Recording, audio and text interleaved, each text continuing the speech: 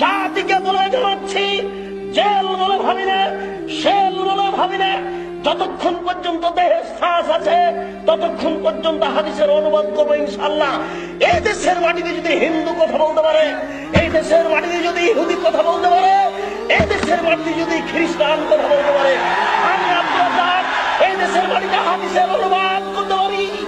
আমি এই দেশের মাটিতে হাদিসের অনুবাদ করতে পারি।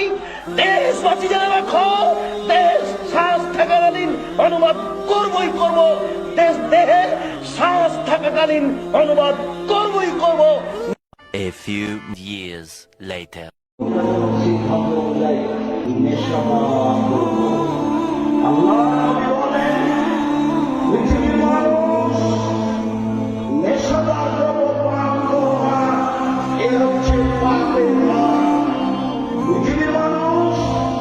নেশাদার দ্রব্য পান করবা, এটা তো পাপের চাবি।